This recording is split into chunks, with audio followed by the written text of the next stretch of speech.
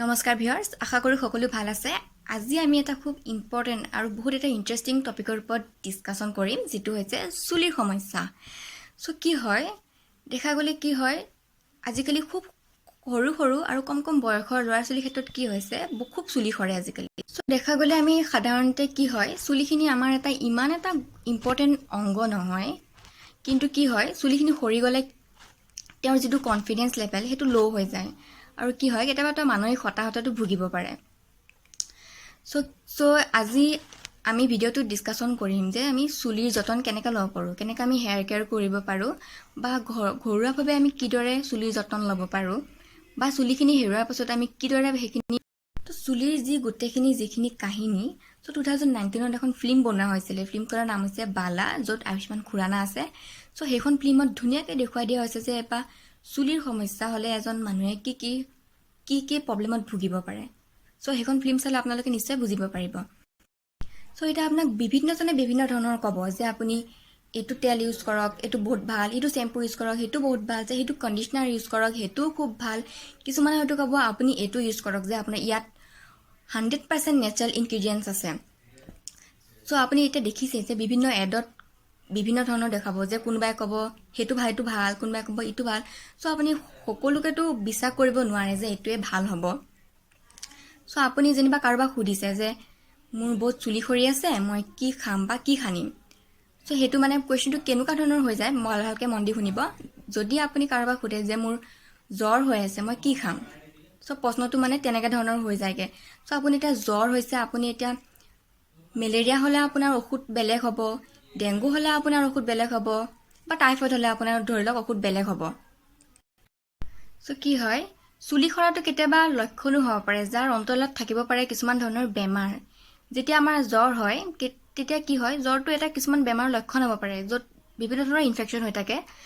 সেইকাৰণে আজি আমি কথা পাতিম যে চুলি মেইনলি কি কাৰণত সৰে আৰু ইয়াক আমি কিদৰে প্ৰিভেন্ট কৰিব পাৰো।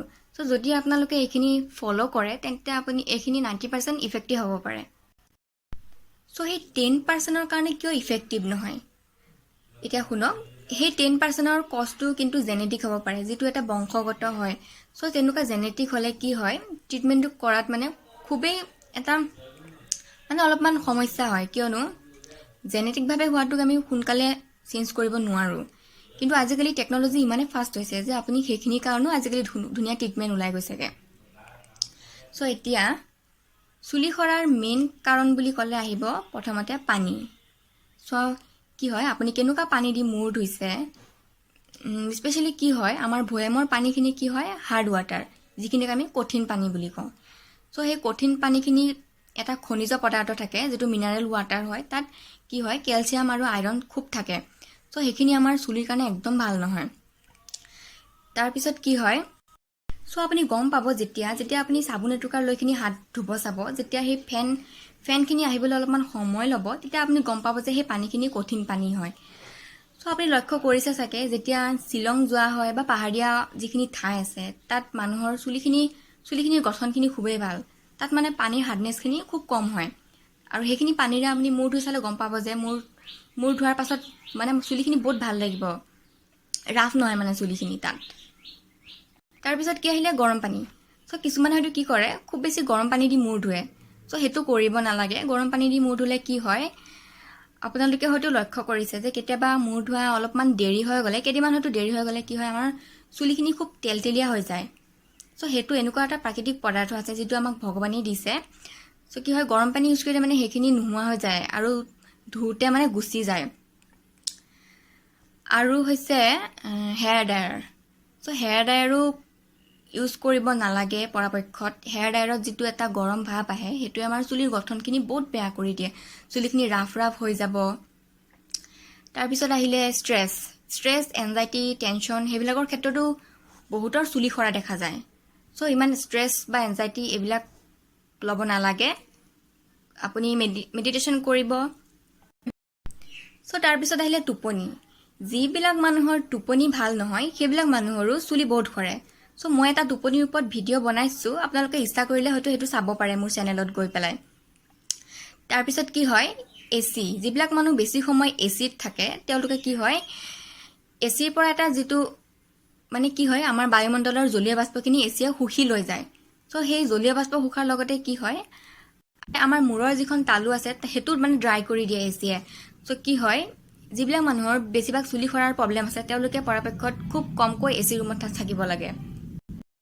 চ' এতিয়া চাওক চুলি চবৰে সৰে। আপুনি যদি আজি চুলি চুচিছে তেন্তে আপোনাৰো অলপমান হ'লেও চুলি যাবই, কিন্তু যিমানখিনি চুলি যায় তাৰ সমানুপাতে সিমানখিনি চুলি আহেও। চ' এইটো বেলেঞ্চটো মেইনটেইন হৈ থাকিলে ভাল। চ' চুলি সৰাতকৈ যদি চুলি যোৱাটো যদি বেছি হৈ যায় তেন্তে কি হয় চুলিৰ ঘনত্বটো ডেঞ্চিটিটো কম হৈ যায়। তাৰপিছত কি হয় চ' আমি চুলি অহাটো কৰিব লাগে। চ' তাৰপিছত আহিব যিবিলাক মানুহে নিজৰ চুলিখিনি খুব টাইটকৈ বান্ধে, তেতিয়া কি হয় এই ফ্ৰণ্টৰ যিখিনি চুলি থাকে সেইখিনি লাহে লাহে কমি যাব ধৰে। চ' এইটো খুব গুৰুত্বপূৰ্ণ কথা যে বেছি হেয়াৰ ষ্টাইল বা হেয়াৰ কালাৰ, হেয়াৰ হাইলাইটিং চ' বেছি টাইটকৈ বনা চ' সেইখিনি পৰাপক্ষত কমাই দিব লাগে। তাৰপিছত আহিলে এটা প্ৰশ্ন যে কি শ্বেম্পু ইউজ কৰিম বা কি কণ্ডিচনাৰ ইউজ কৰিম। চ' আপুনি যিকোনো ধৰণৰ ইউজ কৰিব পাৰে, যে এনেকুৱা কথা নহয় যে এড বা এডভাৰটাইজত দেখুৱালে যে এইটোত 100% ইনগ্ৰিডিয়েণ্টছ আছে, প্ৰাকৃতিক ইনগ্ৰিডিয়েণ্টছ আছে। চ' সেইটো একো কথা নহয়। চ' আপুনি চাব পাৰে যে আজিতকৈ প্ৰায় 500 বছৰ আগত তেওঁলোকে সেইবিলাক ধৰণৰ আজিৰ দৰে তেওঁলোকে এইবিলাক একো ধৰণৰ বস্তু ব্যৱহাৰ কৰা নাছিলে। চ' তেওঁলোকৰ চুলিখিনি আজিতকৈ আমাতকৈ ভাল, তেওঁলোকৰ গঠনখিনি বহুত ভাল। চ' এতিয়া এড এটাত যে দীপিকা পাডুকন বা প্ৰিয়ংকা চোপ্ৰাই যে এইটো শ্বেম্পু এড কৰিছে তেওঁলোকে যে সেইটোৱে ব্যৱহাৰ কৰিব সেইটো নহয়। তেওঁলোকে হয়তো 200 টকা শ্বেম্পুটো ব্যৱহাৰ নকৰে, তেওঁলোকে সেই 2 লাখ টকীয়া শ্বেম্পু ব্যৱহাৰ কৰিব, হয়তো তেওঁলোকে ফৰেনৰ শ্বেম্পু ব্যৱহাৰ কৰে। চ' সেইবিলাক জাষ্ট এটা মাৰ্কেটিং পলিচি হয়, তেওঁলোকে সেইটো কৰিবই লাগিব। চ' সেইবিলাকত ইমান ফ'কাছ কৰি লাভ নাই। আপোনালোকে যিকোনো ধৰণৰ শ্বেম্পু কণ্ডিচনাৰ সানিব পাৰে, যিয়ে হওক তাক নেচাৰেল 100% ইনগ্ৰিডিয়েণ্টছ নাথাকিলে হাই টেকন'লজি শ্বেম্পু ইউজ নকৰিলে হ'ল, যিকোনো ব্যৱহাৰ কৰিব পাৰে। আৰু আপোনালোকে কণ্ডিচনাৰৰ বদলি কি কৰিব পাৰে, ঘৰতে এটা হোমমেড বনাব পাৰে, যিটোত দৈত কণী মিহলা সেইটো লগাব পাৰে। সেইটো লগালে কি হয় চুলিৰ যিটো গঠন আৰু লেয়াৰ সেইটো খুব ভাল হয়, চুলিখিনি খুব চিল্কিও হয়। চ' আপুনি কি কৰিব, যেতিয়া আপুনি বাহিৰত ওলাই যাব অহাৰ পাছত কি কৰিব, পাৰিলে আপুনি চুলিখিনি ধুই দিব। কাৰণ কি হয় যিটো এয়াৰৰ যিটো পলিউশ্যন থাকে সেইটো কি হয়, মই যে আপোনালোকক কৈছিলোঁ যে আমাৰ প্ৰাকৃতিকভাৱে এটা তেল উৎপন্ন হয়, সেইটোত কি হয় সেই পলিউশ্যনখিনি লাগি ধৰে, ধূলি মাকতিখিনি লাগি ধৰে। তাৰপিছত কি হয় সেইখিনি আমাৰ চুলিখিনি বহুত ড্ৰাই কৰি দিয়ে।